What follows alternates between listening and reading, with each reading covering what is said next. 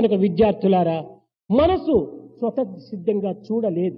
同学们，心念本身无法去看， చూచేదంతా ఇంద్రియముల ద్వారానే చూస్తుండాలి.它只能透过感官去看， స్వతసిద్ధంగా మాట్లాడలేదు, ఇంద్రియముల ద్వారానే మాట్లాడుతుండాలి.他自己不能说话，他只能透过感官说话。 కనుక ఇంద్రియాన్ని సరైన రీతిగా మనం ఉంచుకుంటే మనసు పరిశుద్ధమైనదిగానే రూపొందుతుంది.因此，如果我们正确的使用感官，心念就会常保纯洁。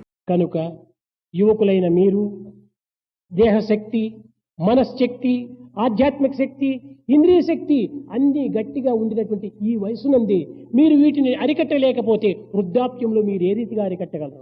年轻的时候，当你的身心灵和感官都强而有力的时候，你都不能控制他们。那到老年，你如何控制他们？ ఇప్పుడే దైవానుగ్రహాన్ని మనం అధికంగా సంపాదించుకోవాలి. 这个时候是赢得神恩的最佳时机。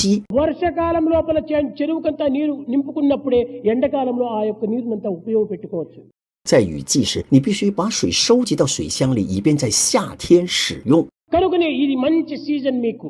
这对你是最好的季节。 ఈ వయసు లోపల మీకు అనుగ్రహ సారాన్ని మనం అభివృద్ధి పరచుకోవాలి, హృదయాలకు నింపుకోవాలి. 只有在这个年龄，你们要让内心充满神恩。 ఇప్పుడు మీరు దీనిని అభివృద్ధి పరచుకున్నప్పుడే భవిష్యత్తులో దీనిని సద్వినియోగం చేసుకోవడానికి అవకాశం లభిస్తుంది. 如果你们现在培养它，将来就有机会使用它。 కనుక భగవత్ ప్రేమను పెంచుకోండి. 培养对神的爱， భగవంతుడు సర్వుల యందు ఉంటున్నాడనే విషయాలను మనం అభివృద్ధి పరచుకోవాలి.